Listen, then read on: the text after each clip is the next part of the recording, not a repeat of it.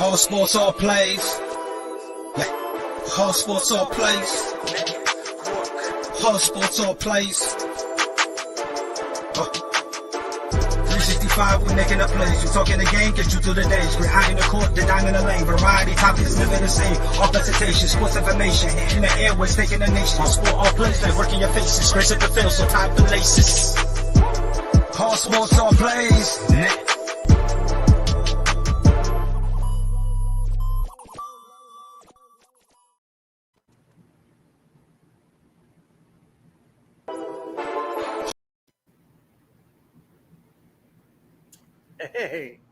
Hey guys, how are you? What's going on, man? It's good to see you guys. So this is our first ever episode of 3 Up, 3 Down. I'm Mike from the Give Us a Shot Network, and this is Austin, and this is another Mike, the boss of all sports, all plays, and this is our first inaugural episode. Yes, sir. Very excited. You know, everybody tuning in. It's one of those things. I'm not the host of this show, by the way, so you don't have to worry about seeing me every single week. I'll come in, you know, when Tony LaRussa eventually gets fired and the White Sox fall. I'll definitely be here, so don't even worry about it. That might be too far off, actually. Yeah, you know, I'll be here at the trade deadline when all y'all want Marcus Stroman and everybody else, but you know, it's an honor to be here with you guys. You know, I know for everybody listening, we are way behind schedule when it comes to being on a baseball show, but we wanted the best possible talent available for you guys. And these two right here, and Michael obviously as well, you know, they are some of the most talented individuals. We had a little bit of a bug issue today, so we don't have the full squad. You know, some wild ants going on, but you know, it is an honor to have you guys here for real.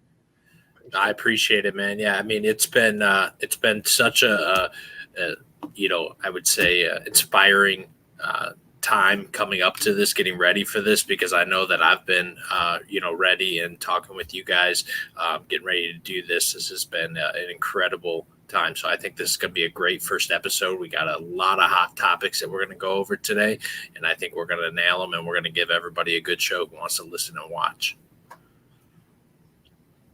Yes, sir. Yes, sir. So you guys are both. Maybe we should go around the bases real quick and talk about our fan base. I'm a Met fan. I'm from New York, born and raised in Brooklyn. My grandparents taught me that the Brooklyn Dodgers aren't around anymore, but the New York Giants became the San Francisco Giants, and the Brooklyn Dodgers became the LA Dodgers. So the orange stood for the New York Giants, and the blue stood for the Brooklyn Dodgers, and that's how the Mets were born. So I was hooked from that story on. Huge Met fan. I know you guys are more in the Chicago area, so yes, you want to share your fandom and the reason why your love for this game. Yeah, man. I Wrigley Field right behind me. I'm a Cubs fan. I'll definitely take a White Sox game when the ball's flying out. It's it's baseball, but any day I can get to Wrigley Field and watch my Cubs, that's always a good day.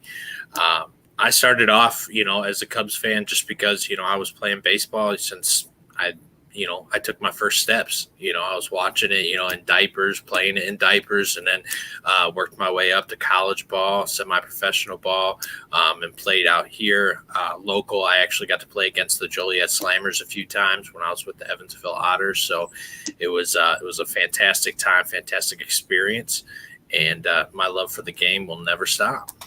What position did you play? I was a pitcher, and I also played left field in college. So. Yeah, they liked me in left field mainly because I could chase down the ball. I was fast at one point, but not anymore. I feel you on that one. I feel that 100%. And it's kind of the same thing with me, you know, just growing up in Chicago, doing my thing here. You know, my dad, God bless him, was a diehard Cubs fan, and he passed away in 2015, so he didn't get to see that 2016 run. And I just continued to carry that on. And, you know, like you know, my guy said, you know, since diapers, we've always been in it. I played center field the majority of my time. I'm left-handed, and every now and then they put me at catcher, which I bring it up every single time because I still don't understand why. They did that to me, or what I deserve to be a catcher for a kid who throws 88-mile-an-hour sliders that he can't control. But that's a whole different conversation. But for as far as I played high school ball. Got a few banged up injuries. So that was as far as that going. Right now, I'm coaching for the team I played for in high school. So that's been a blessing, and that's been a great experience to stay in the game. And I work at Wrigley Field. So if you ever need a hookup, you ever need anything, just let me know, and I got it. Oh yeah, man. I definitely take some more of those hot dogs. 100%. Again, that's why I'm not fast anymore. They're addicting, bro. They're 100% addicting. I don't know. There's just something about those steam buns, man. You get your hot dog in a steam bun. I try to make them at home, and I'm like, this is garbage. It's different, bro. Like I can't. I think the same thing. Like you'll literally.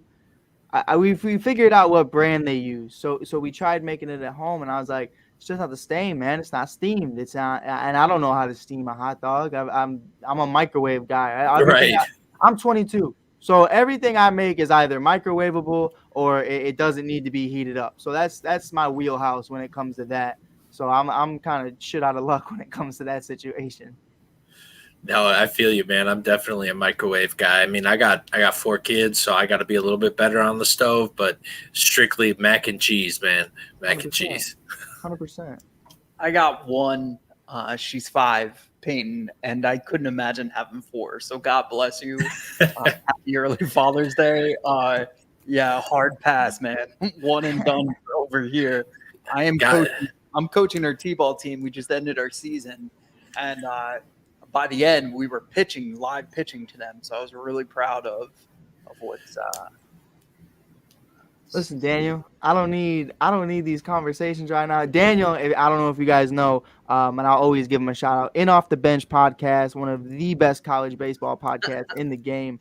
Daniel, it's later. It's later in the day when we do that podcast. It's about 9 p.m. at night, 8 p.m. So, I'm in my comfy jammies by then. Right now, I'm still I got the Rizzo shirt on today. I had to step it up for episode 1. That's what it's all about right there, episode 1. I got a question. So in New York, we have the 7-Line Army, right?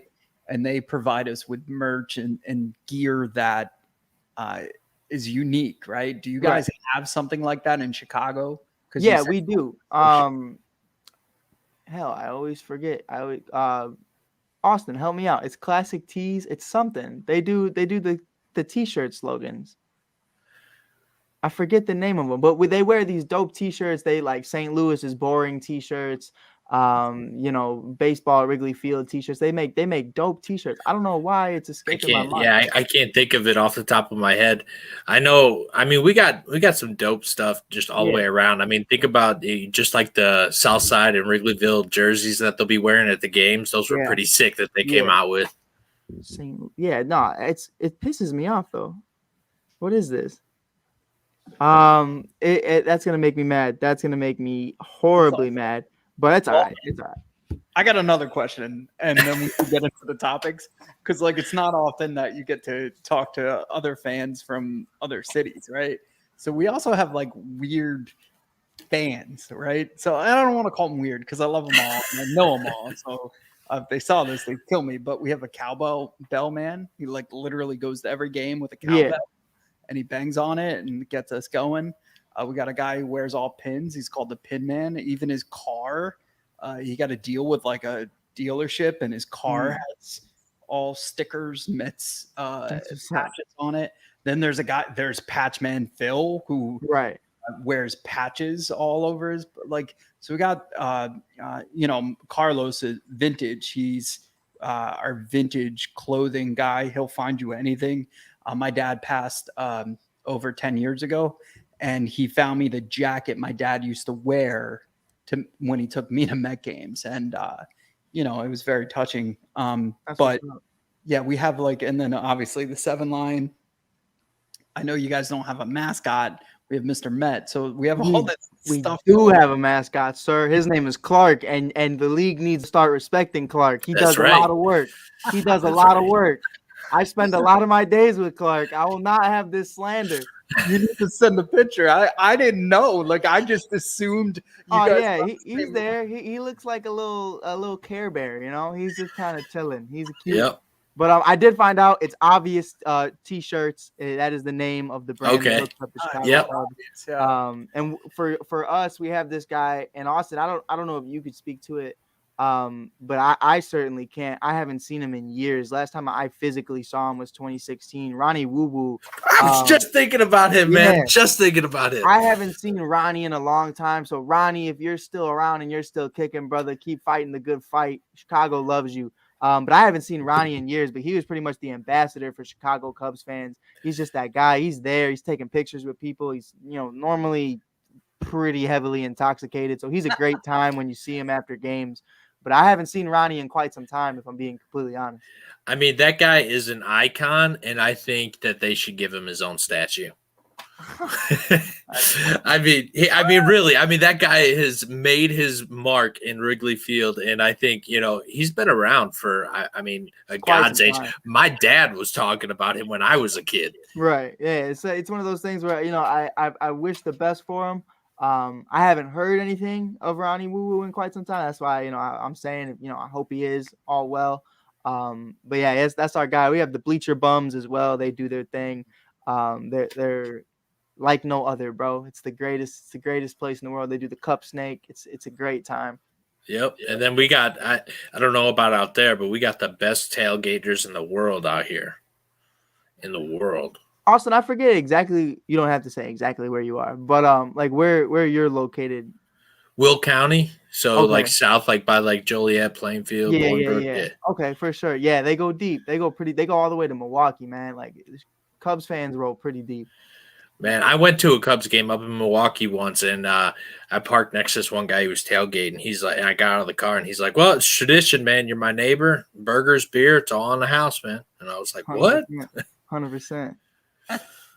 Listen, Daniel, you got jammies, bro. Come on, man.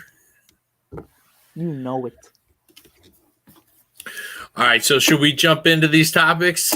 I'm down. All right, let's start it out, man. I mean, talking about Tony LaRussa on this 1-2 walk, man. I mean, he's being mauled by the fans out there right now on social media.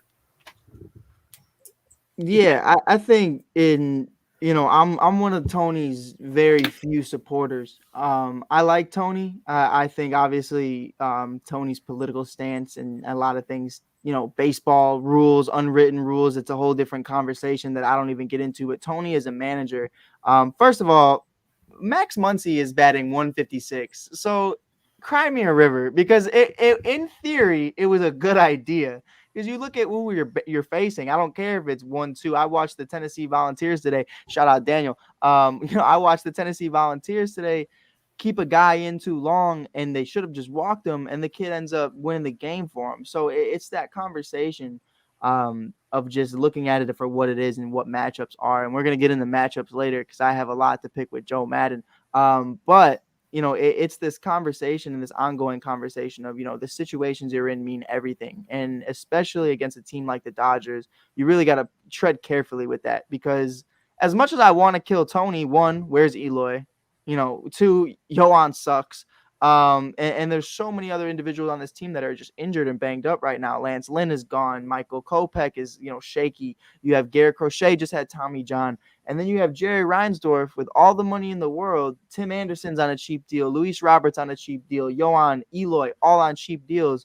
And you not only lost Carlos Rodon, but you didn't bring in Gossman. You didn't bring in Scherzer. You didn't bring in Kershaw. You didn't bring in anybody. For whatever reason, the Chicago Cubs decided to bring in Marcus Stroman, but the Chicago White Sox didn't even want to bat an eye.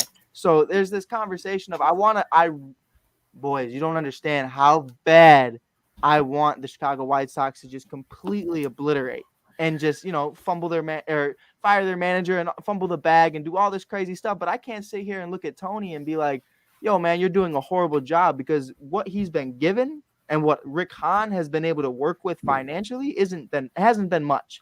And the White Sox ownership really needs to take accountability into that, because this was supposed to be the year. Last year was your 2015, even though you got bounced in the first round and could never be the Cubs. it's that conversation of this year you were supposed to make World Series type headlines. And not only did you not bring in a free agent, you digressed by losing a few of them.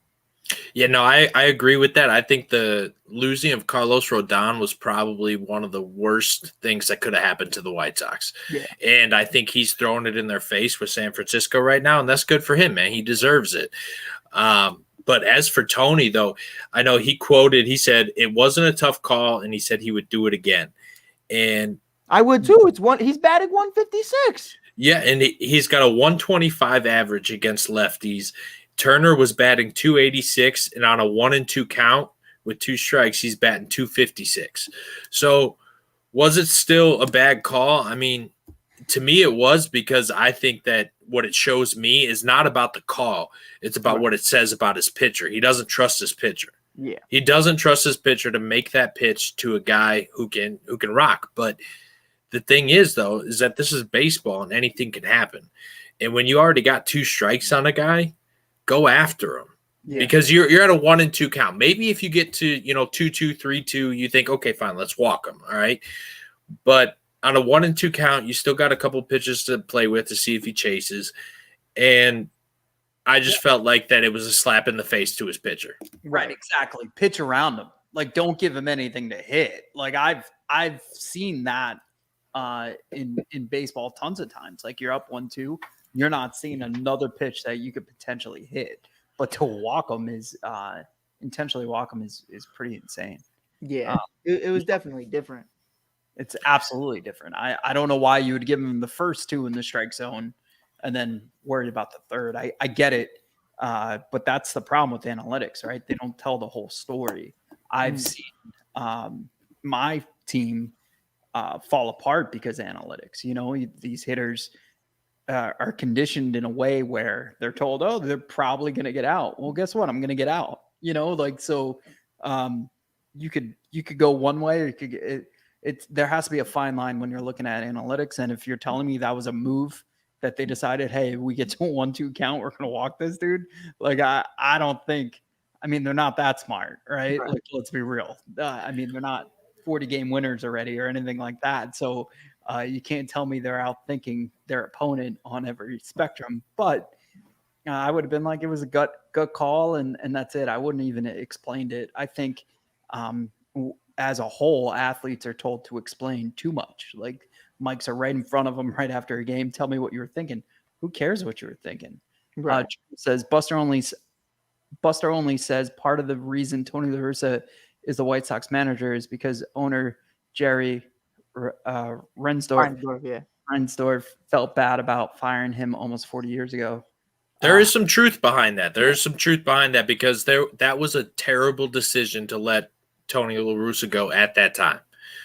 But look at that number, though. That was 40 years ago. I know, right? Yeah. 40 years ago. And you had one of the best coaches coming off of a season. Granted, obviously, I thought the White Sox were going to go with A.J. Hinch. That's what I thought during that offseason. I think everybody did.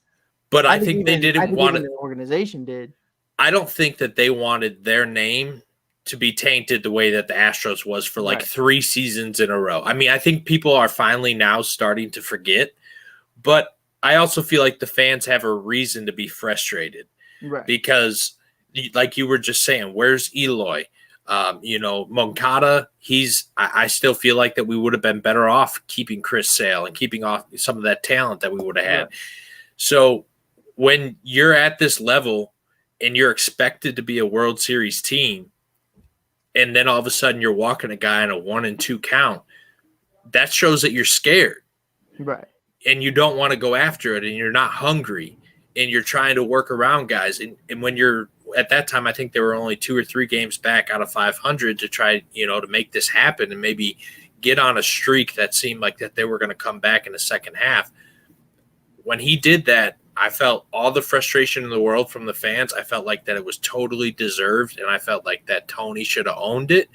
And I felt like he tried to pawn it off on, I would do it again because look at the percentages and look at this.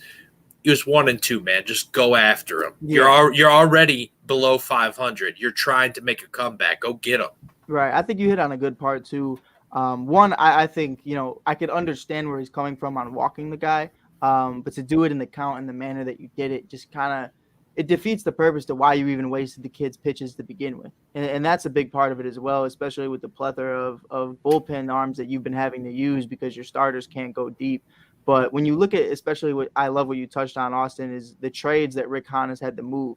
Eloy was the focal point of that Cubs trade with Quintana, and Dylan Cease turned out to be the best product of that just because Eloy can't remain healthy. Then you look at the Michael Kopech situation with Yohan Moncada. Yohan Moncada, we had Sox fans telling us he was going to be the next Mike Trout level type baseball player. He was going to be the face of baseball. Now, Mike, this is White Sox fans. We never Austin and I never touched that. We did not stamp that approval. But it comes down to it. Oh, I had a bad season because I had COVID, and now it's been 3 years. And it's like, dude, like it's a little bit more than just, you had a cold for 2 weeks. This is becoming a constant. And now it's Michael Kopech is being the one, it seems to me like Rick Hahn is kind of fumbling on the big trades, but within a little bit, he's still getting a couple dogs here and there. And that's where I'm coming from with it is you don't have a second baseman. You have Tim Anderson. I love Tim A. Tim A is one of my favorite dudes. An amazing dude. His beautiful wife is an amazing individual as well. And I feel like that he's almost representing the face of baseball right now for a younger generation. He really does. And he does his thing. And he represents Chicago in a very good manner as well and trying to stop the violence in Chicago. But a big thing for me, as much as I loved him, and that's why I said all of that, he's a horrible defender. And this defense is not a good defensive baseball team. So I do understand walking Trey Turner in that situation. But just like Mike said, the manner that you did it, I felt like Tony had to have been. I want to see the full bench. I want to see all of it because he had to have been doodling or he had to have been doing something where when he looked up, he said, "No, hold up, wait, why'd you even do this? Why we should have walked him off the rip and then did it because there's no way you watched that happen and then was like, nah, now's the time I'm gonna do it." Yeah, that's why I think the fans are frustrated because there was no communication there, and then Tony just came out and said, "Yeah, I'd do it again on a 1-2 count." It's like, whoa, wait a minute. You got to double down at that point, right? Yeah, it's like, no, and I do it again. Like that's fine. The one thing you could say about TA though is that the one rebuttal that I have where he might not be a great defender is that at least he stays on the field, unlike Fernando Tatis Jr. My man left a week ago with a hamstring injury. No, I don't want to hear it. No, not even, man. He was out for a few days. We're talking about TA back-to-back seasons putting up games where he's out there 155, 150 games, and then you got these guys out here who are being made out to be the biggest superstars in the game, and they can't even stay on the field. Yeah. No, yeah, I agree. I think it's a whole different conversation in a nutshell, but Fernando is definitely something to be feared when healthy. When healthy. That's the difference. Hey, John Carlos Stanton was supposed to be feared when healthy, but the fact is he can't really stay healthy. No, yeah, it happens. It happens. Personally, I'm just happy Tony's back after 40 years so I can see him in that connect jersey. It's ridiculous. Like all those beautiful. It's kind of, I don't know. I don't think there's any City Connect jersey that's worth buying, but with him in that is ridiculous. Yeah, and he was wearing the sideways hat with the glasses and the chain, and I was like, that's the guy. That's the guy I want in my ball club, 100%. Did you guys see there was a picture of Robinson Cano at AAA or whatever. He's in a SpongeBob uniform, man. Yeah. I was like, that hurts. He's raking. I'm glad that he is, but I mean, I just felt for the guy so bad. Oh yeah, it's definitely. We just paid him $35 million to not play for us. Like, let's be real. If you feel for him, pick him up on the, what is it? The club, the league minimum, right? The Mets are gonna Mets, man. The Mets are gonna Mets. Dude, that's the first time we're not Metsing. The Wilpons would have brought that man out for the next rest of the season. We would have lost every game because he was our second baseman. They would have started him. They would have, Steve Cohen said, make a baseball decision. And so we DFA'd him, which is remarkable.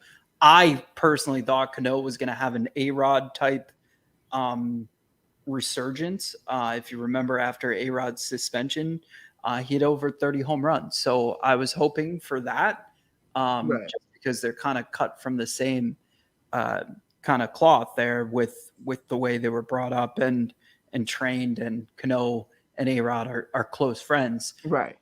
And they would condition together. So I was like, oh, this is what's going to happen. I mean, he's going to take his medicine, take his suspension, and come back better than ever.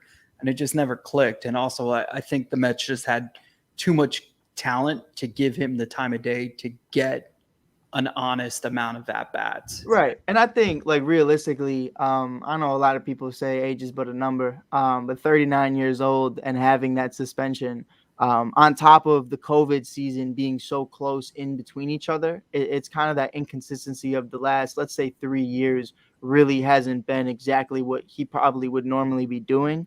And I think that definitely takes a toll on not only his body, but just kind of his physical and his mental, to where it's like, you know, you're not seeing the ball as well, and you haven't been, you know, in game performances in quite some time, and you're raking in a SpongeBob uniform, no doubt. That's because those minor league players have the same amount of playing time as you do in the last few years. Right. Yeah, I mean, I think if the guy wants to go ahead and make a standout, you know, end of his career, it's going to be in the minor leagues. And if he wants to do that, that's totally cool. Love for the game, man. You want to keep playing, go ahead. But at this point, if it were me, I would be like, hey, let me get out of the spotlight. I'm going to go play in Japan or Korea or something, and I'm going to rake. The Addison Russell way. The Addison Russell way. Oh, I got so many feelings about Addison Russell. Don't even get me started. We got to leave that one for another episode, or we'll be here all night. Yeah. Oh. But moving on, I mean, I know I mentioned on Stanton, moving on to the Yankees, man. I mean, they're absolutely dominating right now. Yeah. You want to talk about it, Mike? I don't, but I will. I mean, Stanton and Judge right now have more home runs than who is it? Hold on, I have this in my notes. Than the Detroit Tigers, which is insane. Like, that's absolutely insane. But it seems like they can't lose, and it's kind of upsetting because, as a Met fan, not that I don't have little brother syndrome or anything like that, but you just want one year where you could recognize that you're dominating, right? And it just seems like they've been like 5 or 6 games ahead of us, and it's like, so I can't really gloat that much on that. So, but yeah, man, everything's working in their favor. I mean, addition by subtraction, right? They got rid of Gary Sanchez. They brought in kind of Kalefa. They went defense in their catching situation, not offense. And they just have different ways to beat you now. Whereas before it was just long ball, long ball, long ball. And they were dying by that because, it just, unfortunately, the way the game's going, it's a dead ball type era. So they adjusted. And they're doing well. Garrett Cole is the 3rd best pitcher in New York, so I'm proud to say that. But at least he's pitching. So there's nothing you could say bad about them. Maybe Joey Gallo, like, it looks like he's about to turn a corner, but maybe that's the only guy that isn't performing up to what his standard or value should be. But yeah, you can't. I would say yells and pinstripes. I would say, I mean, piggybacking off of what you said about the pitching, the team ERA is a 2.84 ERA as an entire team. So, I mean, they are absolutely dominating in the pitching aspect of it, and that includes the guys in the rotation. And I think that has taken so much pressure off of Judge, that might be why he's throwing up an MVP season right now. He doesn't feel like he has to be the guy all the time, every at-bat, no matter what. He knows that he has backup now. Stanton's starting to stay healthy this season. You have DJ LeMahieu, who came through the other night, which was really good. And, I mean, a 43-16 record. I was looking at the percentages. So they have a 99.9% chance of making the playoffs. That's obvious. But they had a 20% chance of winning the World Series already. And we're not even at the halfway mark yet. So 100%. And I noticed no one's talked about my dog yet, my road dog, my best friend. No one's been talking about Riz, and I feel like that's I was just thinking the man hits a home run every night. Like, he hits a home run every night, but he's only batting 216. Yeah, For and that's the thing with Rizzo right now is I feel like Riz is kind of obviously he's having some struggles connecting with the ball on a contact basis. But he doesn't need to be that guy, and I feel like he's starting to feel that for the first time in a while. He's starting to just kind of especially with the chronic back injuries, and that's what I call it because you got to call it what it is. A lot of people just say, "Oh yeah, no, he has back injuries up and down." No, they're chronic. He's been having them since about 2017. It's been consistent every single year. And Jim Cross, a UCL is Tommy John. So thank you, sir. But I learned that the other day, fellas. I didn't know the technical term for UCL. But with that being said, back to Riz, you have Josh Donaldson, you have all these other individuals on this team that can just completely be who they want to be and be solid at doing it. And I feel like when you look at what this team's constructed to be and the makeup of this team is a lot of injury prone guys. So, Mike, to your credit, I don't think, and this is just me, I don't wish injury upon anybody, but I don't think this is going to be consistent throughout the entire year. I think this is exactly who the Yankees can be. But if history speaks anything, I think we're going to find out, what kind of players you brought in when it's all said and done. Because Riz with his back injuries, that's just something that's a constant. It's always that way. Judge and Stanton's already been injured this year.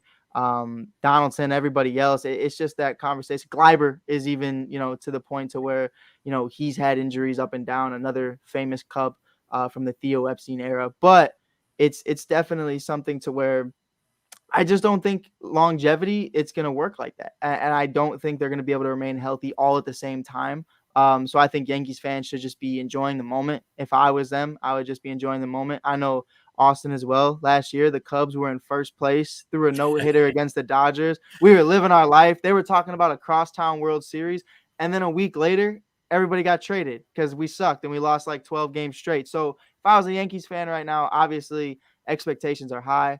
But you also have to have a reality of the situation of the players that you have signed, and you have to understand there are going to be moments when all of these guys are in the designated for assignment area or on a retreat, just looking to find themselves or whatever other personal issues they may have, whether that be injury or something else. It's definitely in the realm of possibility that they could snap back to reality. Yeah, it's a very long season for sure. Yeah, I definitely agree with a lot of what you said, but I think the Yankees have added so much that right now that's why they're being picked up where they're lacking. Right. And the pitching is picking up where the batting is lacking. And guys are picking each other up in the lineup. But that's only happening, though, because everyone is healthy right now. So if it stays the course that way, you watch out. I mean, the Yankees would be World Series bound, no doubt. But if you see these guys started 3 quarters through the season start to slow down and you start to see 10-game losing streaks or 8-game losing streaks, it's going to happen. People go through slumps. They're definitely going to make the playoffs. It's just going to be how they persevere through those slumps together as a team. And I think with Josh Donaldson and that whole situation that happened with TA, I was hoping that was going to be the White Sox moment. I was hoping that it was going to fire them up. They were going to rally around Tim Anderson, and they were going to be like, let's show these guys up. And it just didn't happen that way. And it kind of irked me a little bit because I had high expectations after that point for the White Sox, and they just kind of continue to let me down. Right. I feel you on that. And I also think, to continue with what Mike was saying, kind of like the big brother, little brother aspect of it. When I look at the Mets, I don't really look at anybody and worry about their health. Obviously, Scherzer and DeGrom are a conversation. But we understand who they're going to be and who, if it comes down to a World Series, I think whether they're injured or not, we've seen Max Scherzer do amazing things after getting a black eye, breaking his nose. And DeGrom's a tough SOB too. So I feel like when you really look at it at the end of the day, though, if Stanton and Judge are gone and you have to look at Josh Donaldson and Anthony Rizzo, that's my guy. I don't want any Yankees fans in the comments saying I'm coming for his neck, but who's batting 216? Okay, we need you guys to be the face of this offense now. You're going to come into some struggles. Or even Gleiber, who hasn't made out to be anything of what they expected to get in the Aroldis Chapman deal. And you have Chapman, who hasn't been Chapman since 2016, and I truly do apologize for that. That's our fault. But yeah, you guys ran his arm in the whatever. You give us it's called a rental for a reason. You're not supposed to give it back perfectly fine. Yeah. But used and abused, man. 100%. That's a perfect term for it right there. I mean, I got to piggybacking on what you were saying with Rizzo, though. I mean, this is a Rizzo thing, though. We've seen this time and time again with the Cubs where he comes out, he struggles the first half of the season batting average-wise, maybe not home run-wise, but he comes back and he comes through and clutch at bats in the second half of the season and usually ends up with like a 270 280 batting average at the end of the season. Maybe, I think his worst was like a 264. And that's not bad considering the lineup that you have with the Yankees. But as for Aroldis Chapman, I mean, the Yankees sent him on a retreat to like clear his head. And I was like, Jesus, I need to find a better job. Like, I need to be sent on a retreat to clear my head. 100%. I think we could all use one. The other thing is I just want to touch on this real quick. When it comes to Cashman, he's reinvented himself through having money, having George Steinbrenner dies, the Suns take over. Now they want nickel and diamond to death. He's like recreated himself like 3 times already, where most GMs would have been fired. Yeah. So he's also like, the Yankees have a knack for picking up random people and all of a sudden they find stardom again. Like, Matt Carpenter's doing that exactly right now. 6 hits, 5 home runs. And it's like, and before that, it was Luke Voigt. Like, that guy was trash and he comes back and all of a sudden he could bat again. You know what I mean? Yeah. And it's just like, I don't know, man. I'm waiting for the shoe to drop. I know we're going to talk about this a little bit later, but with the new wild card scenario, like, they would have only missed the playoffs once in like the last 50 years, which is insane to ever think about that. And ironically, it's the one year that they did miss the playoffs in the last 20. And that was 2015. And it's a great year for you, Mike. I know it was a great year. That was, for Cubs fans, though, that was the Cardinals. What's that? No, sorry, man. You can finish up. What were you saying? No, I'm saying, like, after we swept the Cubs, like, I guess your owner had a bad experience in New York. Yeah, we did. So we ran it through the ground in the very next year, and we won a championship. No, you did. Yeah. Hey, how did your World Series appearance go? It was great, man. It was great. Right until the first pitch where Cespedes kicks the ball. We said, damn, that Ben Zobrist kid really knows how to kill the Mets. And we were like, that's exactly what we're going to do. That's exactly Yeah. No, yeah. I mean, the mold, you learned you had to run on Travis Darno. He was injured. He had a bad arm at the time. I mean, talk about another guy who reinvented himself. Right. But, it was unfortunate. Everybody knew to run on us. And we got killed by we got plagued by small ball, essentially, right? It definitely happens, man. But that's one of those situations, too, not to get back into, what's going on in Chicago with the White Sox. But, the Cubs get swept. And it's definitely that conversation of, okay, we need to add, not subtract. And I feel like that's exactly where the White Sox are missing right now. And that's where the Yankees capitalize, because the Yankees said, okay, we do have individuals here that we don't need.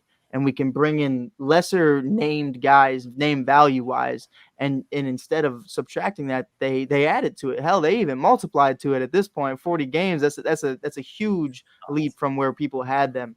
But with the White Sox, it's Carlos really isn't that guy. We'll keep Grandal and we'll be straight. And then it's like, dude, like you keep Dallas for what? 6 weeks just for him to crap the bed every single start he had, just to designate him for assignment. And it's just like, I feel like the Yankees were so uncharacteristic this offseason. And that was what the most exciting part about it was. I really didn't think they were going to be in on Riz. I thought they were going to go after Freddie. I thought they were going to go try to get a big dog.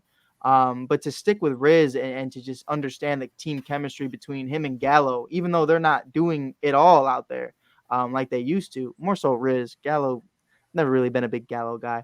But it's definitely something to where you understand the team chemistry with those two. They become the favorite Italian brothers in the Bronx right now. So it's definitely a lot of fun watching this team.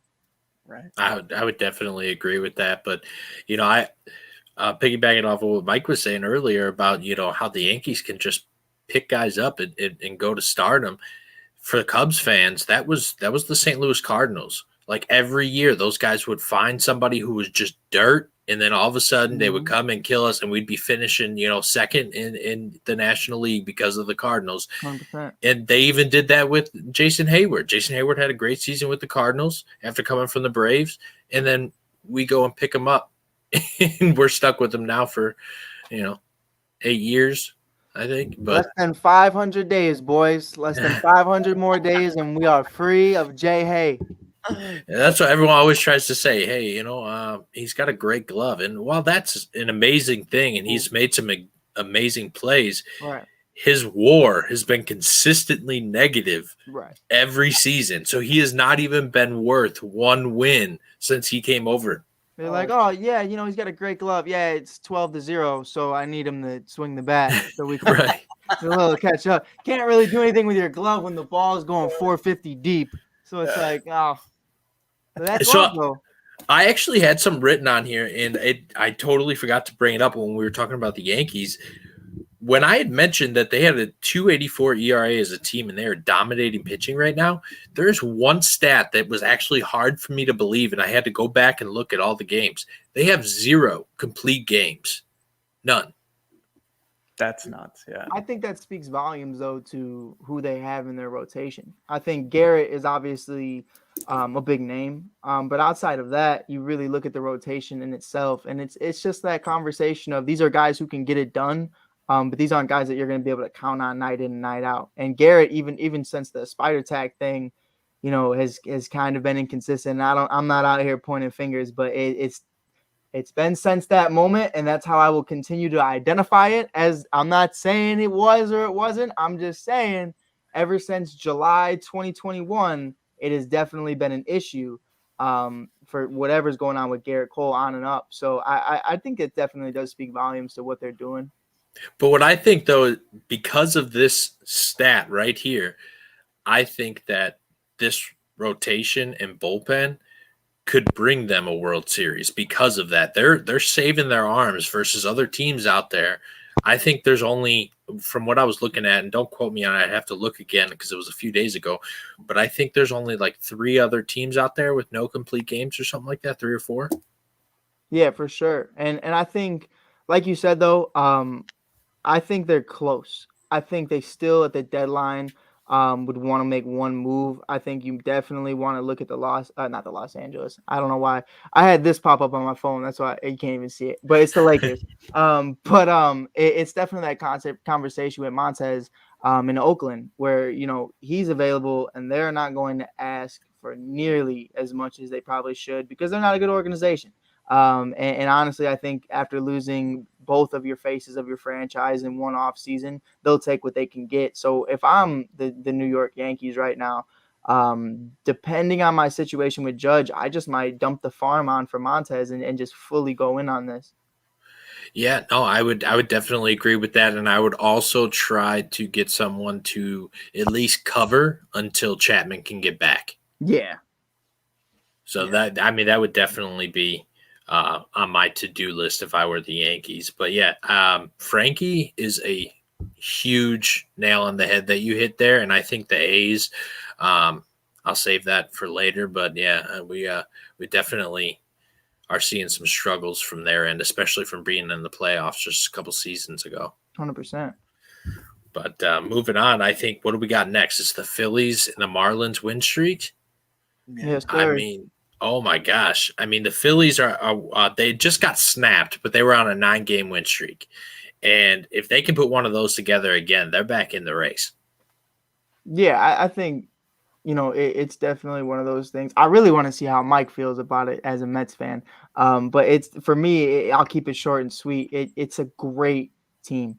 And I will continue to bring up Frankie Montez as long as I'm on the show because I feel like he can just be that third guy or even that second guy on so many of these plug-in teams like the Yankees or the Phillies. I Or think the White Sox. the White Sox would be beautiful. And it's a conversation though with the Phillies. You invest so much money in that starting lineup. And you really haven't plugged in these guys other than Nola and Wheeler. But it really just comes down to it to where I feel like they're a starting pitcher away from being in that conversation of 2019 Washington Nationals type story, to where the beginning of the season looks awful.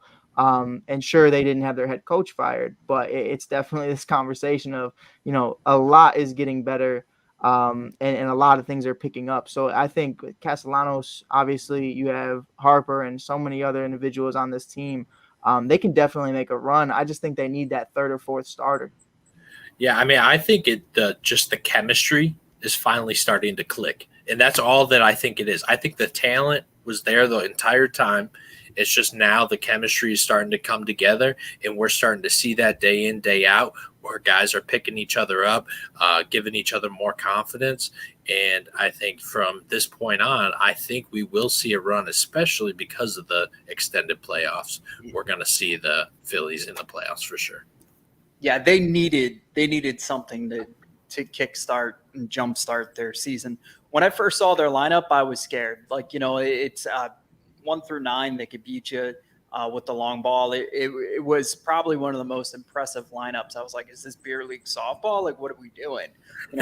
Schwarber looks like he just has that Babe Ruth diet where just. Oh, and I forgot Schwarber. I'm so sorry. Schwarber, I'm sorry. He's the one that it seems like he's the one that when the few games they did win against us, he was the one at the helm for that. So.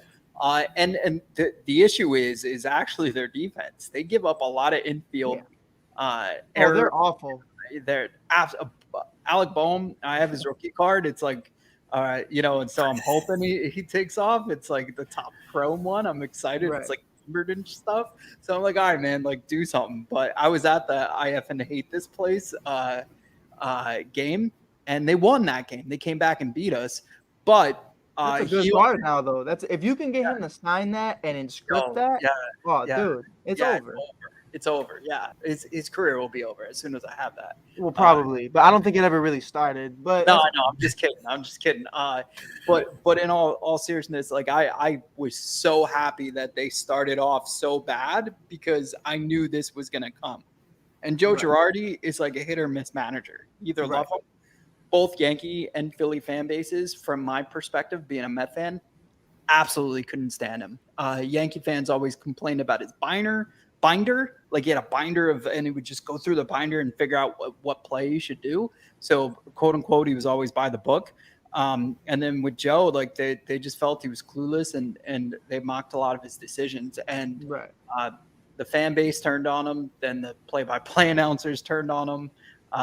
But like I said, that's a baby ballpark. It's a wiffle ball field. Right.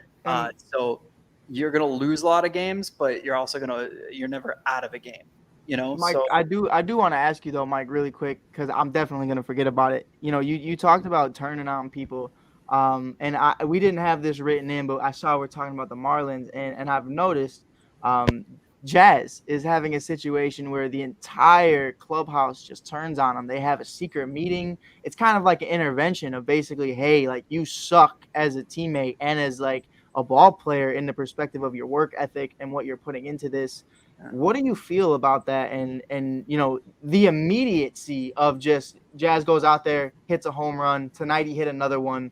And it's that conversation of, do you think Jazz really woke up and anything's going to change? Or do you see this being a long-term issue with him as his character lacks that dog in him?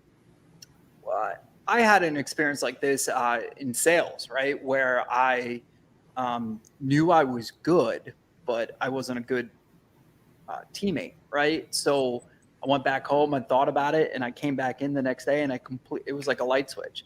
And I remember next thing I know, I'm in like a leadership role. People are asking me. And so you got to remember, as much as we put athletes on a pedestal, they're young. I mean, we're talking about rookies here. This is a kid, really. He's my age. Yeah, he's a child, man. You're going to grow so much in 2 weeks.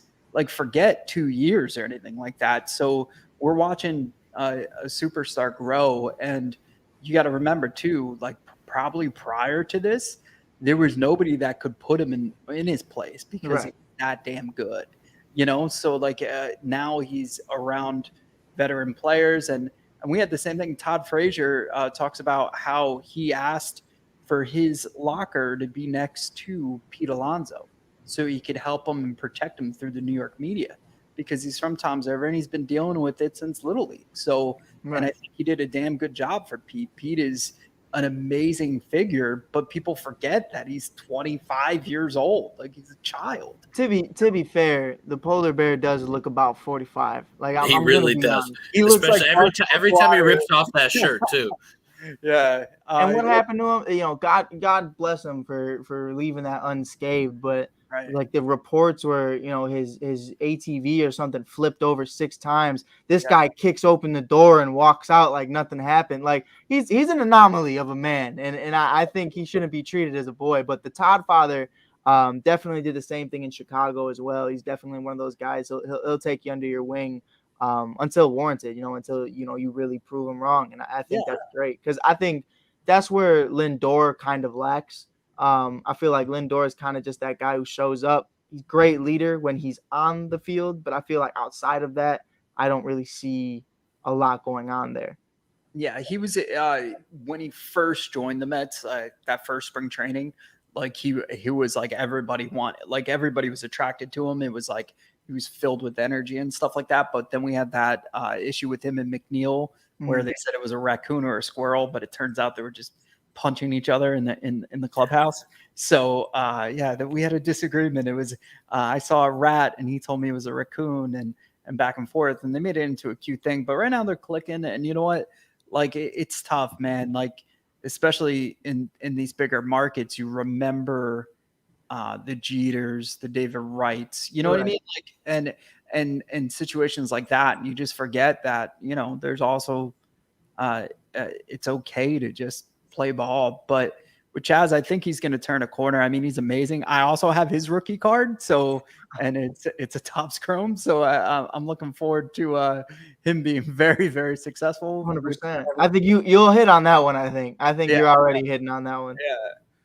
Yeah, I think with Jazz, it's really going to come down to time and experience. Yeah. And he's going to experience these bumps in the road. And I don't want to so much say, I'm not going to say this for sure happened, but I totally believe that it did. And that is when Bryce Harper first came into the league, I felt that he had that same attitude that Jazz kind of does. Yeah. And when he was with the Nationals, we saw a lot of things happen. And even just with like Jonathan Papelbon and that whole fight that they got into, they were like punching each other and stuff. It was a great fight, by the way. It was really one of the best ones in probably the last decade. It was better than that Hunter Strickland fight where, he threw the helmet and it totally missed him and everything like that. And Buster Posey's just standing back there like, all right. Some people say that helmet's still flying. Yeah, right. But I think behind closed doors, I think that Bryce had that same mentality, like I'm the best, nobody's going to show me up. And then something happened along the way where maybe it was just that he had a really bad struggle and he saw guys picking him up and he learned, you have to have someone show you the way in MLB. I mean, it's not, you're not riding buses anymore, sleeping in motels anymore. This is the big time. This is where it's at. You have to be able to live up to the light that's put on you.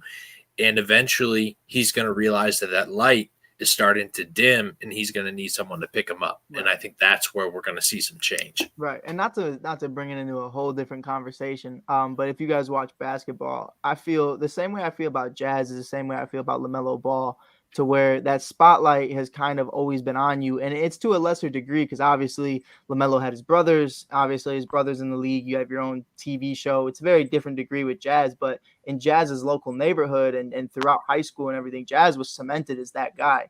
And even going into the league, like you knew who Jazz was. And that's that conversation of, just getting that humbling experience. And I feel like maybe a early playoff exit will be that experience to where it's like, yo, I was so close to getting where I want to be. and then it got taken from me. And that'll be the moment for him where it's truly like, okay, this offseason, we're going to do this, this, and this, not just rely on my talent when I show up at spring training and have an amazing summer in Miami, or a winter in Miami, I guess. But the winters are summers, so I don't want to hear anybody complain. But it's definitely something I think it's still in the process. I don't think this one conversation is going to do it. I think there's always going to be moments. But I think he's growing, like you guys said. He's very young. I think that there's two different types of mentalities out there for guys like Jazz and Bryce and Mike Trout and stuff like that. There's two different types of personalities. There's the I'm going to take you there personality, and then there's I'm going to be the best and I don't need you personality. Right. And I think that's where it's getting lost in communication here, is that Jazz is starting to display that I'm the best and I don't need you, but you need 8 other guys on the field with you. Right. And whereas, Mike Trout comes in or somebody else like that comes in, and even when I was playing, when there's a guy that comes in that knows he's the best, says, hey, rally around me and I will take you there. Right. I will take you to the big time. We will get the ring, whatever it is. And you are kind of touched by that because it's like, okay, yeah, you are the talent. And I'm okay with, being in the shadow, essentially, because we're all after the same thing. And we need someone like you to step up and take us. I think that could be a problem though, at the same time, like when I played and even when I coach, I'm not going to single out any kid I ever coached. But you definitely have that kid that's like, nah, dude, I got it. And it's like, no, I hear you and you're going to do what you can and you're going to be great. But we also have other guys here that can do it as well. That's where, the Bryce Harper effect has been I feel like less with Mike Trout, because Mike Trout is a very composed individual, but more so Bryce, it's okay. I'm going to take Washington here. We're going to get there. The second he leaves, Juan Soto comes in very humbled and just wanting to grind and get better with the team. Then that's that conversation of now we can win a championship. Where at Bryce, if it's like, yo, you guys get on my back. If I'm his teammate, I'm not going to say what I would say on air, but I would tell that dude to kick rocks. Like, dude, I'm here too. Like, I could do this. We can all do this. You're not the only one here. Now, if this is, a 2012 Cubs roster and Starlin Castro is the only guy on the team, yeah, you're the guy. Like, you know what I mean? Like, you're the guy. You're the only reason people are buying seats. But in this situation, when you look at, like, for Bryce Harper's situation, okay, now we have Schwarber. Now we have Castellanos. Now we have all these other individuals on this team. It's not just me here. But I felt like, with Jazz, it's not that there's no name players on this Miami Marlins team, but they're not world known. If you're not a true baseball fan, you cannot name 3 people on the Miami Marlins. And you probably can't even name Jazz. I will tell you that there are 3 names that you should know, and Jazz is one of them. And the other 2 is Sandy Alcantara and Pablo Lopez. Those guys, Sandy's putting up a 161 ERA and Pablo's a 230. I think I already mentioned that before. But if there are 3 guys on the Marlins that will take the Marlins to the World Series, especially with the team that they have, it'll be those 3 guys. Yeah. And I think that when we were talking about Frankie earlier, that would be another great addition. You put him there, that's going to strengthen up the back end of that bullpen, because as far as the Marlins, between those 2 together, they're carrying the team right now, Alcantara and Lopez. Mm-hmm. If you can bring in someone on the back end of the rotation there, I think you're definitely going to have see some more success and probably see them in the playoffs potentially this year, especially because of that extended playoffs. Yeah, for sure. I do think, Mike, I want your take on this one. Do you think they need a couple more solidified bats? The Marlins? Yeah, I feel like they're very young. Yeah, I'm laughing because I hear those 3 names and I think about where they're going to end up next. Like you're already thinking like, yo, I know one of these dudes are going to end up on the If they win a World Series, they're going to sell it all away. I mean, it's just Marlins do. I don't care who's owning it, right? You had Derek Jeter leave for a reason. So he obviously saw some value in this team. And then, sorry, new studio, trying to adjust. He clearly didn't get what he wanted to do his job. So he's like, you know what, I'll just leave. So I don't know. I hope I'm wrong, because it would be kind of cool to see the Marlins in the mix. It's always good to see some of these lower You can say it, Mike. You can lower say budget. You can say it. Yeah. I feel bad, like, because look, like they're still horrible owned teams is what you want to say, Mike. It's okay. Fair point. But it's good to see them try, and it's upsetting. Like sometimes when you see, they have obviously their analytical department and their scouting department is good. I mean, they got Chaz, right? So or whatever, they're somehow lucky enough to draft the right player. So because I don't think the MLB draft is as cut as dry as like these other ones where you could do it. I mean, Houston did it, whereas like they kind of tanked a little bit and they got Bregman, they got Altuve, all like within like 4 years, they got amazing draft picks. But that doesn't happen often, you know, like, or not as much as it's so obvious with basketball, like it's ridiculous, and it's so obvious with football. But baseball, it's kind of still hard to pick a guy and hope that he's going to be somebody, right? So, you know, for the Marlins to have this one of a kind player is remarkable. But yeah, they would still have to make a few moves in the trade deadline. But the problem is with the expanded roster, there's not going to be many teams that are going to be willing to do that. Right. I mean, everybody's fighting for something. Like I even look at, and I hate always tying it back to a team that's literally doing nothing, but you know, you look at the Chicago Cubs right now.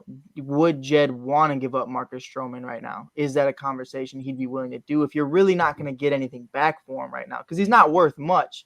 Now, if you get an extended playoff, you know, we just want to see some games. We want to get some guys in there, get some experience under our belt for the two guys that'll probably be here for the next regime, because no one else probably will. But it's definitely something to where, you know, a lot of individuals like that aren't going to want to sell. And a lot of other people think they can make this deep run. You know, you're looking at the Minnesota Twins right now. The Minnesota Twins aren't selling anything. They're not, by no means. You know what I mean? Like, you know, there's a good conversation. Carlos Correa is probably going to leave at the end of the year and he's going to opt out. But, you know, they also probably want to hang on to what if he doesn't? So it's definitely that conversation of they don't want to give up because they want to make a playoff run. Yeah. I other than I'm glad that they got rid of that atrocious eyesore in center field, like that weird. Oh yeah, it was bad. Like that was disgusting. Like we have a home run apple, but at least like it only pops up when we hit a home run or something. Yeah. But like, so that's I can't. Dope. I've never seen it. That's kind of dope. That's actually really sick. I like the Brewers. I have to give the Brewers some mad love. They have a slide. Like, you could just go down the slide. That's dope. And a bunch of, like, drunk little mascots, like, they're just chilling. That is the mascot that I would want to be. And, like, I was literally about to say that. I would want to be in Milwaukee, no doubt. Oh, yeah, 100%. Or the Phillies. I just love it. I don't know what the hell it is, but I love it. I don't know. I feel like that. It's so Philly. You're right. Like, even their new coach, I call him Bert, the new manager of the Phillies, but all the memes around that guy is hilarious. Oh, it's been beautiful. It's literally like Mr. Steal Your Girl, or the guy she told you not to worry about, and it's been great. Like Facebook's just been great the last few days. Yeah, so baseball's fun right now for sure. Well, I know you, Mike, earlier had something that you wanted to touch on with Joe Maddon, and I know he got the boot earlier this season, and I feel like you've been holding back for that moment. So, yeah, man, I'll let that Mike go first because I have to compose myself before I say what I want to say. Yeah. So I don't know. Did you see the most recent news about it? I haven't seen it. Okay. So he apparently the day before he got fired, or the night that he got fired, he decided they were in a 13-game losing streak that he was gonna shave his head and into a mohawk. And so the team never got to see his mohawk, like his rally mohawk. But he has a mohawk right now? Because he was fired. I'm guessing he shaved it completely off, but could you imagine walking into the clubhouse like, I'm going to get my team back, you know, I'm going to. Yeah, but that's who Joe is, man. And not to totally get into like a 12-minute rant, but like to keep it, I'm going to keep it as brief as I can. That was my problem with the Chicago Cubs and why that team wasn't a dynasty, or at least repeat, because it's this conversation. The Respect 90, I love. They all shave their heads during the spring training. You know, they do it for cancer foundations and a bunch of amazing stuff. Anthony Rizzo and Joe Maddon were huge with that. And that's all fun. You know, he's bringing, it is like what, Austin, it was 2016. He's bringing in baby bears. Yeah. He's doing dope stuff, man. Like it's just fun. It's awesome, especially with a young group of guys. But when you win a championship, there's expectations. And when there's expectations, there needs to be a set game plan. There needs to be set schedules, set team meetings, set expectations for every single one of your players. Not, okay, we broke the curse. Now we're legends here. Let's do all the Benny Beverage commercials. I'm Joe Maddon because I could do that. And, you know, nobody else is allowed to do anything, but I can do all of this. And I'm going to do all the publicity stunts. And I'm going to be this. I love Joe. But Joe tries to be the smartest guy in the room way more often than not. And when that's not working, he tries to be the fun guy. But when you're in the Chicago Cubs in 2017 and you're telling Javier Baez, yo, man, I know you're striking out 70% of the time, but don't even worry, bro. Just be you. If my coach ever looked at me and said, just be you in the NLCS, I would just go strike out on purpose, honestly, at that point, because that's who you've created me to be. You've allowed Javier Baez to be who he is because you've allowed him to be undisciplined. You've allowed these guys to show up on games right before games. And being completely honest, being real about the situation, I love the Cubs. I love Riz, Bryant, Baez. They'll always have a spot in my house, you know, at the dinner table. So the reality of the situation is I'm there every morning. I've been there every morning the last few years, and I'm there from 5 a.m. to 12 p.m. Dude, let me tell you, before 120 starts, David Bodie is the only dude out there working. Nico Horner is the only dude out there working. The rookies are the only dudes out there working. You never see Bryant. You never see Baez. You never see Riz. I imagine, you know, they're pulling up from wherever they're coming from, but you should be there on the field. And Joe Maddon was a big part of that, who said, you know, I don't believe in practices or warm-ups before the game because I want guys to come in here fresh. That's why Anthony Rizzo's hurt half the season. That's why Wilson Contreras can't stay healthy. And that's why you ultimately got fired, bro, because you're just you do the least possible and you try to keep it fun. But when shit gets real and these guys aren't 22 years old anymore and you just can't throw a clown with a balloon and expect them to be happy with it, you actually have to have a real game plan. And that's where, you know, it's been a bad week for the Joes. It really has. Girardi, Maddon, it's a bad week for the Joes. But Maddon made his own bed before he even got hired as the Angels because I don't think he learned the exact reason he was let go from the Cubs. Yeah, I had a slogan that I had running around after the Cubs won the World Series and season after season when he was still there. I'd call it Joe Madness. And, you know, because what you touched on where, like, yeah, when he was doing it, you know, he was bringing stuff in, he was bringing bands in, animals in, all this stuff. That was great. But what he was doing at that point was building chemistry, and I think that was important. And then after they won the World Series, they said, no, we won the World Series. We're going to take it easy. I truly believe that he didn't even want to win in the 2017 season. It was like, we're going to hit it back in 2018. That's my goal. And I felt like from that point on, he lost all the motivation that you had going into 2017. Right. Because he was just like, well, you know, let's just do the same thing we did and we'll be fine. Let's just, you know, play games, not work out, not stretch, you know, and just come in here and win games. And it was like, like you said earlier, the discipline was, I think, the most important thing that was missing. And when David Ross was first hired, after Joe was fired, they were like, oh, will they be able to tell the difference between, you know, a friend and colleague and head coach? And it was like, Joe couldn't tell the difference. So David Ross is not going to make matters worse. I'll tell you that much. Right. Like, Joe was on that level. Like, hey, I'll be your best friend and I won't ground you. He was like, you know, anytime you got in trouble and your parents were separated, you always wanted to run to daddy's house because he would never ground you. Right. You know, and I just felt like that's where the Cubs lost it because they didn't have someone to make the tough calls because he wasn't willing to. Right. And like we kind of talked about off air, Mike, before you go, I think it's definitely something to where we talked about David Ross and we can get into that in another episode. But that was one of the first moments I realized, okay, this is exactly what this team needs. Kyle Schwarber does some atrocious defense in the outfield in David Ross is one of his first games and he benches Kyle. And Kyle's pissed about it. And then he benches Javi, a few games later for swinging like an idiot. So it's definitely this conversation of David holds these guys accountable to who they're supposed to be. And whereas Joe, it's the conversation of not just be you and eventually it'll work because I know who you are. It's not I know who you are, it's who you're supposed to be. And that's where Joe gets it twisted. I'll never look at a kid and tell him, hey, man, just show up and you'll be great. No, you're not. And I'm sorry. You might get a couple good hacks in there. You might just be that naturally gifted like a Jazz or like a Bryce Harper. But when you get to this level of competitive baseball, especially during that time frame with the Cubs, when the Dodgers are on the rise and the Astros are out here banging trash cans, you can't do that. You can't just sit here and be like, we're going to show up and be great, because guys like Addison and Russell, who aren't the overly most talented individual in the world, but might be working hard. Once he stops working hard, he's not going to play like an all-star. He's going to play like the player he actually is. And that's an average player at best. Yeah, when he's not beating on his wife, but well, that's another issue as well. But but yeah, no, that's my bone to pick with Addison Russell. He was probably one of my favorite players, but like you said earlier, that's a conversation for another time, and maybe we can make an episode about it.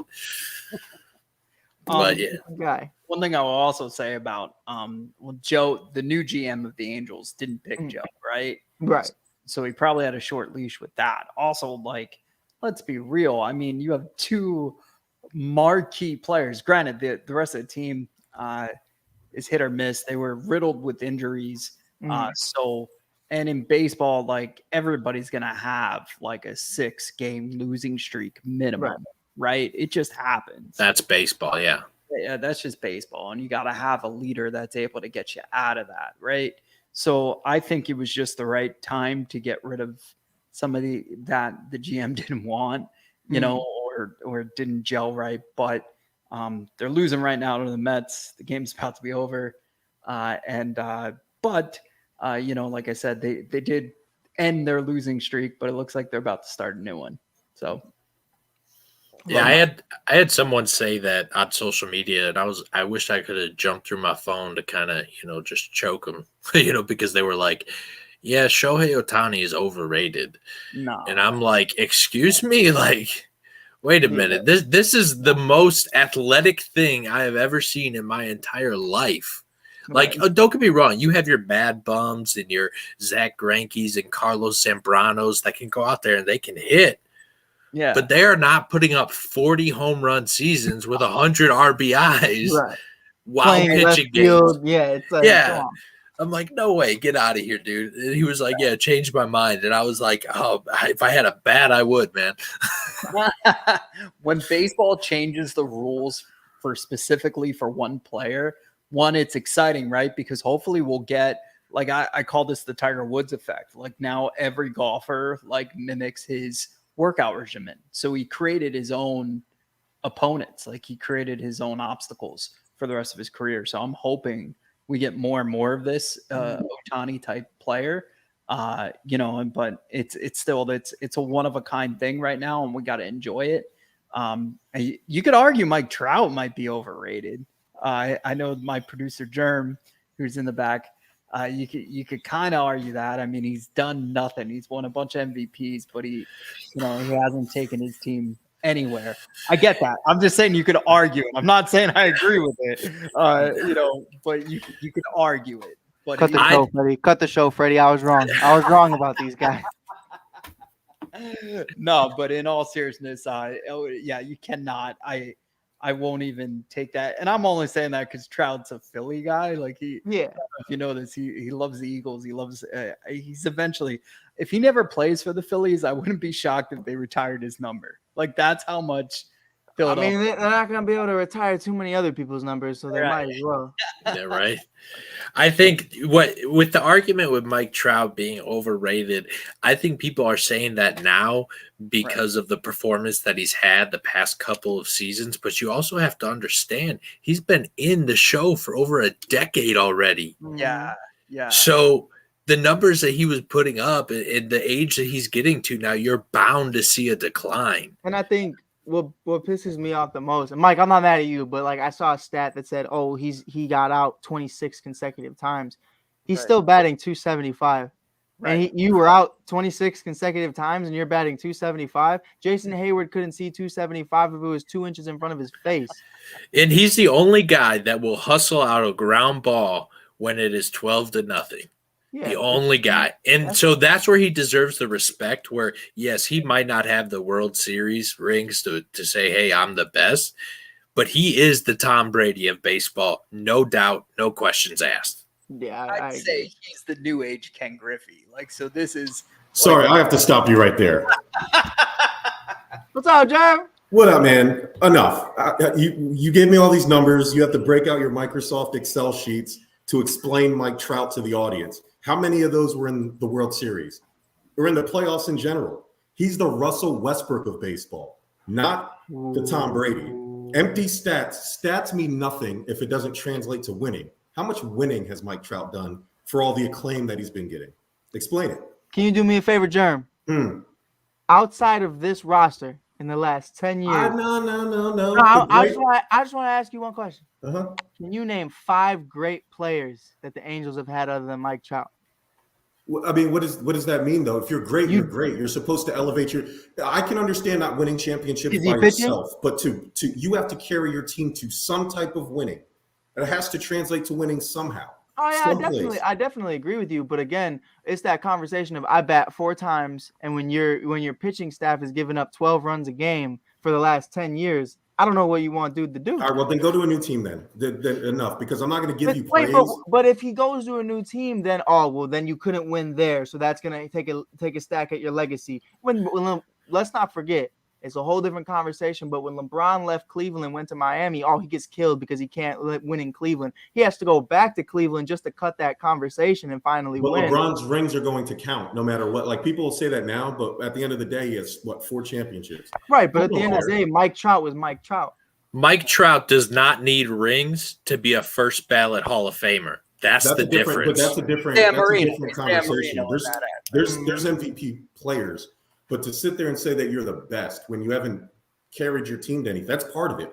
The best, Dan Marino is probably the greatest quarterback who's ever lived, but he will never get that recognition because he never won anything. Yeah. So you have to win at some point. And like I said, I can live with the championships, but your team has to be at least in it, like consistently. And he hasn't even done that. So I can't. I'm not saying that doesn't mean I think Mike Trout is bad.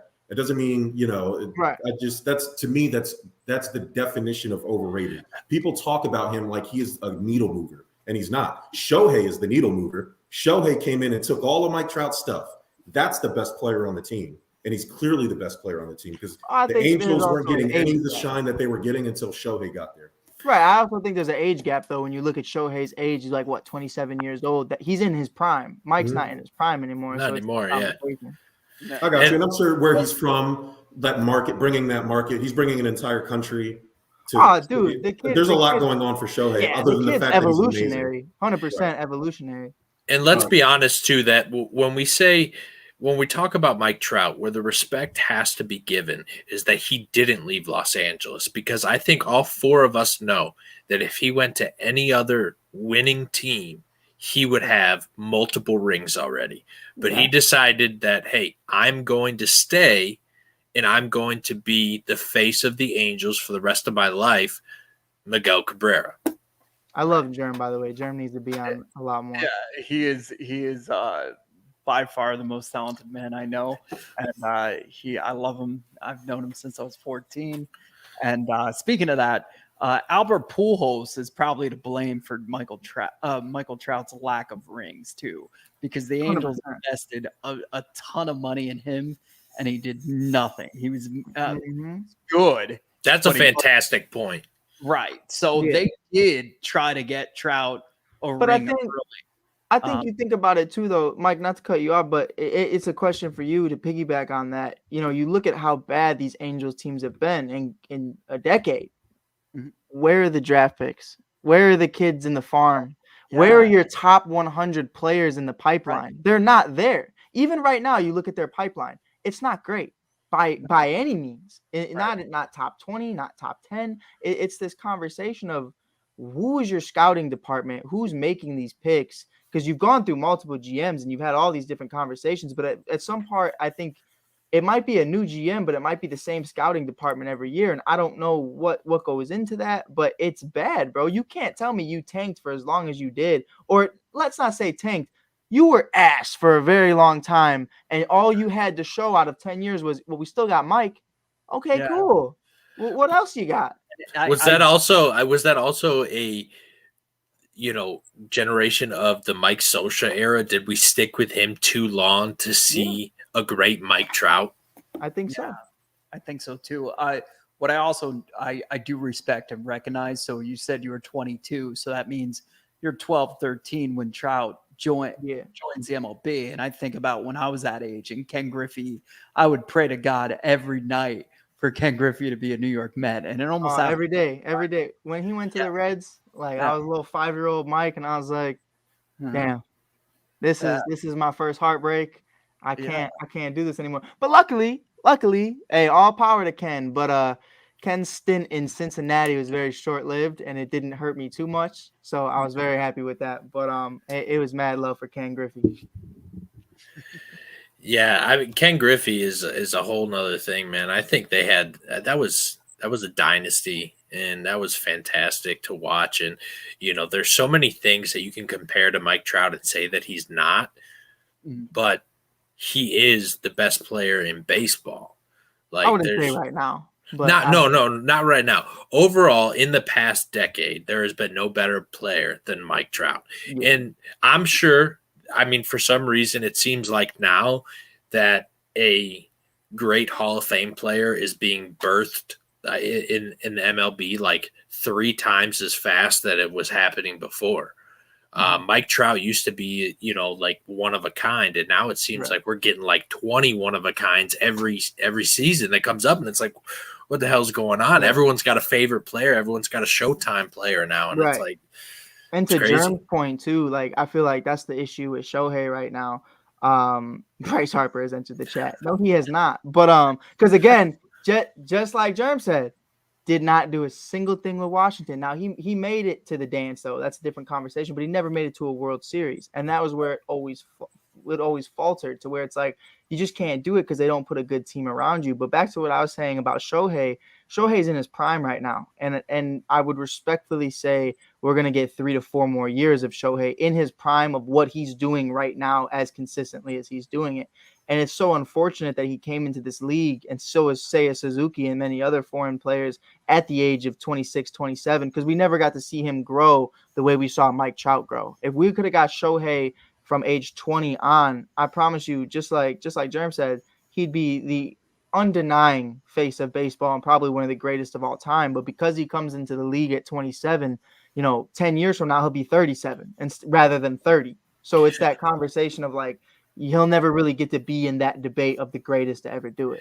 But I have a question, and this is just a theory, and I want to get both of your guys' thoughts on it. It's totally off topic from the rest of our sheet here, but the heritage that, Shohei, Ichiro, Suzuki, all of them come from, Seiya Suzuki coming over, it seems like that they all have better long-lasting careers than guys who get born and bred here in MLB.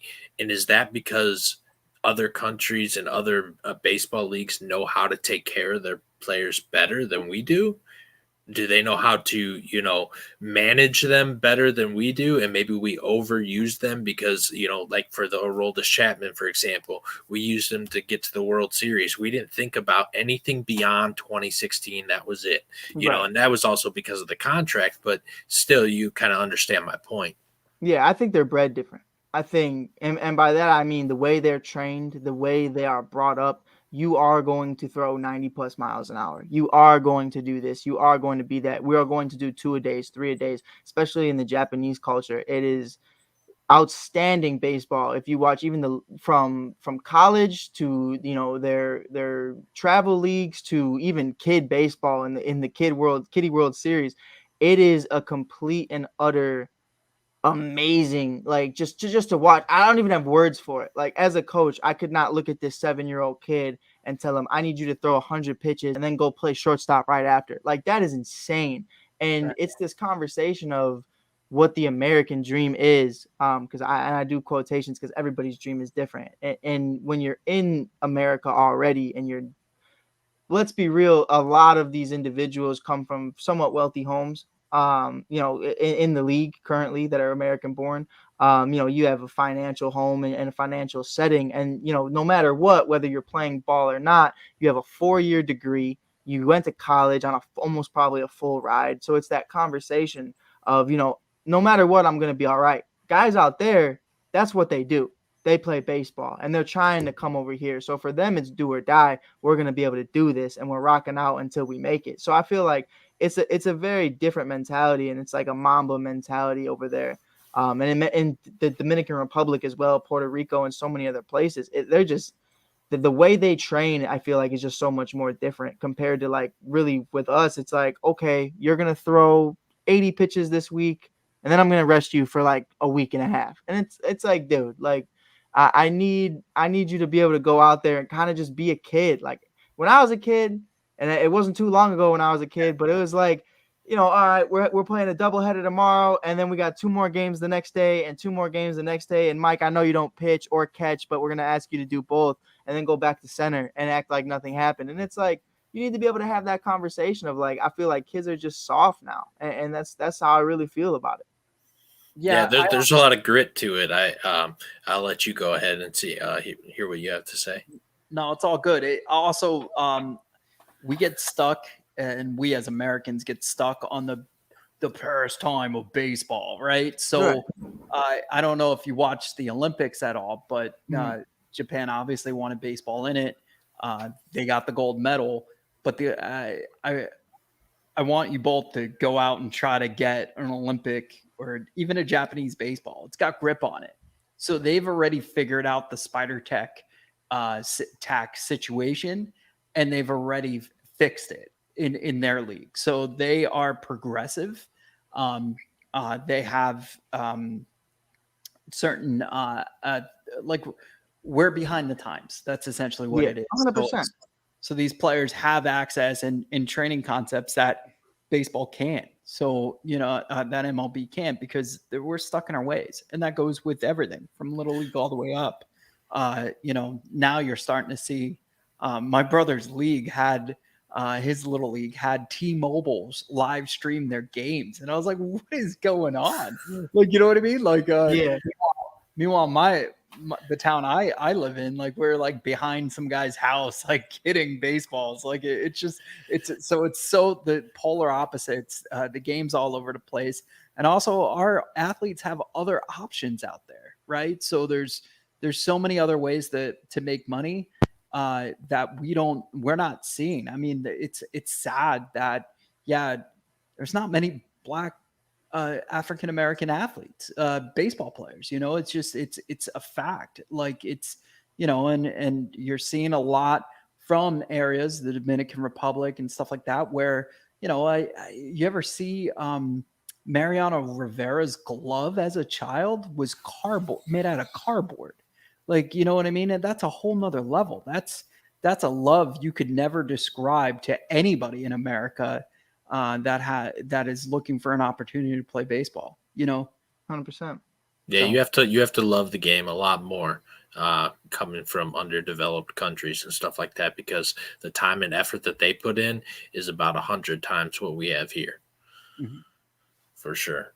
But yeah, I just wanted to get you guys' take on that, because I feel like that they definitely take better care and manage their players better than what we see here. Maybe we overuse our players, and that's why we see them get burnt out so quickly.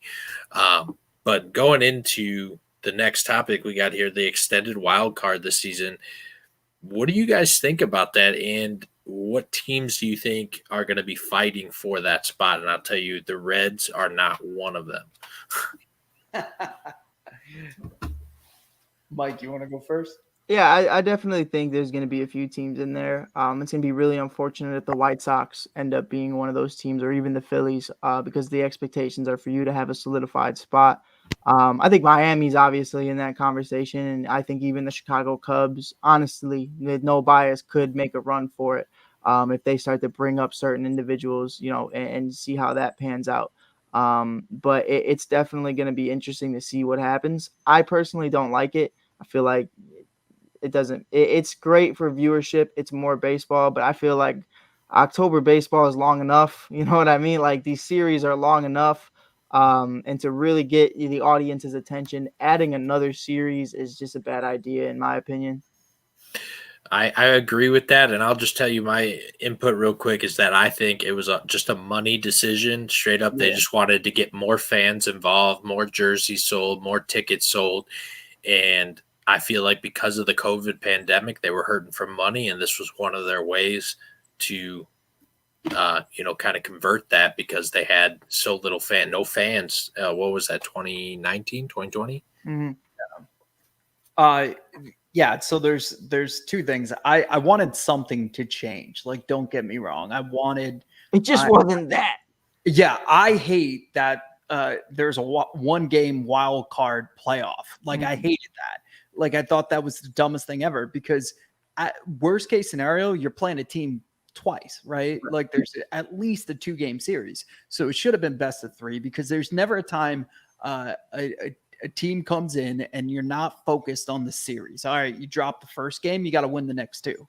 Like, you know what I mean? And you're trying to survive a series. So for it to come down to 1 game playoff, and by the way, there's sometimes multiple because there was always 3 or 4 teams at the end trying to get this final wild card spot. So I felt that it had to change some way. But the way they changed it now almost makes it a joke, right? We're talking about the Phillies firing their manager. They're 3.5 out of a wild card spot. So they're 3.5 out of a playoff. You know what I mean? Same thing. Atlanta's in a playoff spot. The West Coast, everybody wins over there. So San Diego and San Fran take the other 2 spots. But the fact is, you're never out of it. So now the trade deadline doesn't really matter. You're not going to get a Javi Baez at the trade deadline. Nobody's going to trade him. I wouldn't trade Stroman. Like you said, you're 10 games out. Right. So that's 1 week of baseball. That's 1 week of good baseball. And you could play yourself back into this. So as a fan base, but here's the kicker. Do you guys think that the fan bases are even focused on this? Like, I don't think that they've caught on to, the nuance of this league. You know what I mean? Like, so I think they're like, I walk around Philadelphia all the time and I work there, and they're talking about it a little bit, but they're still like, we got a mountain to climb. Like, no, you don't, man. You're right there. Right. Yeah, I don't think people have caught on to this kind of like that thing, every new year, they put out the new laws, and I think people just kind of ignore them. But then later on, they're like, oh, wait, that's a law now. Like, I don't think people realize that they made this decision and it's happening this year. Yeah. Also, they were hiding the standings for like a while. Now, like, you could see them. But like the first few weeks, I noticed like on all the MLB like apps and stuff, you couldn't find it. And I was just like, that's weird. That was never like that. Because as a Met fan, like, you got to thrive in the moment when your team's in first, because it normally happens in the beginning of the year. And like around August 7th, my birthday is like, all right, we're 1 game in first. And so,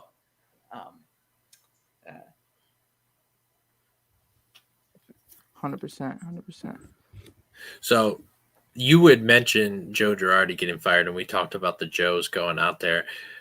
We move on to the hot seat. And with the hot seat, what I want us to do is I wanted to go around and I want us each to pick a person or a coach who we think will not be here either at the end of the season or before the All-Star break. I'll go Tony. Sorry, Tony. I was rooting for you, man. I'm going to go Alex Cora, only because I want him out.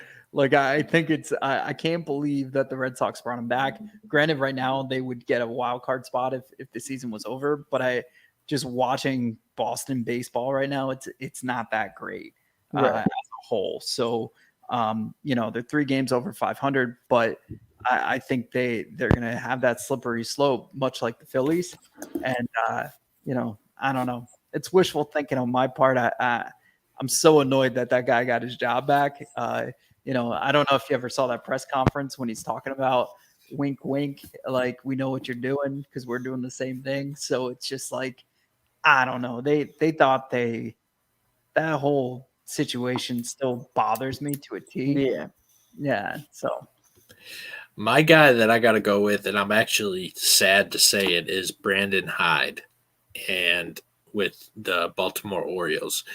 And I wanted to see him have success, especially coming from the Cubs. I felt like he did such a good job, and I thought this was going to be a good opportunity for him. And with the way that they're playing right now, I understand they don't have the best talent in the world, but they're really not far off from being a decent team, right? I think they're 9 games back from being 500. And I think a few of those wins could have been on the coach. And you're right there, at least being an average team and at least keeping that 500 ratio, and maybe next year or the year after that going for a winning season. And I don't think that's going to happen with Brandon Hyde steering the ship. And I think they've already realized that, and he'll be gone before the end of the season. I could see that for sure. Yeah, I agree with that. All right. I lost my sheet here. What are we on next? I think we were closing it off. Yeah, man. Look, like I think we went a little longer than we would want to, but I'm so excited to talk to two diehard baseball fans, but more importantly, out of a whole different world. Like, right? So we see the game in three different perspectives, and 3 different times. Hey, we got 4 because Germ said Mike Trout's overrated, so that's a whole different perspective. Yeah, I woke the beast when I mentioned that, because that is his mantra. I can't tell you There's how my guy. I see him in the back. Yeah. That's my guy. That was the best, just like pop in ever. He's like, wait a minute. No, we're pausing the show. It was the moment of the show, honestly. I loved it. Hey, and I got to have you guys on Stuff About Sports, and then I'll explain to you why Andrew Luck is the greatest NFL bust of all time. All right, I'm out of here. It's not too far off. Johnny Football has a clear cut for me, but Andrew's definitely up there. Yeah, it's look, I love talking the game, and I love seeing it from other people's perspective, and that if that's what we bring to this to ASAP the All Sports All Plays network. Yes, sir. Yeah, I'll be excited, man. Mike, I need you to meet my guy Tony, because I've stared at you this entire time. You look just like our guy Tony at the network. Everybody says that. And you talk like Tony, and it's freaking me the hell out right now. You're freaking me out because you kind of talk like David Wright, and it freaks me out. So definitely, I haven't heard that one before. That's actually pretty interesting. I see a little David Wright in you, Mike. I do actually. Thinking back on it now. Yeah, we got the boss calling. Hold on, watch this. This is Freddie's fault. What's up, man?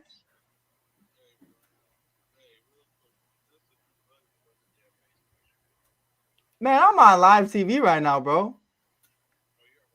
Yeah. All right, boss. I'll talk to you, bro. I'll tell you what, man. What we can bring to All Sports All Plays Network all the time is 100% baseball truth, because we all love the game so much. 100%. We will not jump around the facts. We will not beat around the bush. We'll tell you like it is. And like you said earlier, Mike, having 3 different perspectives on this game will definitely bring – I know we'll have some conversations where we're going to have to, mute each other, because we're just not going to be able to talk over one each other. We're going to be like, no, that's not how this works. But, no, I think for the first episode, 3 Up, 3 Down, I think we did a great job. I think we have a great team here, and I think we're going to do some solid work.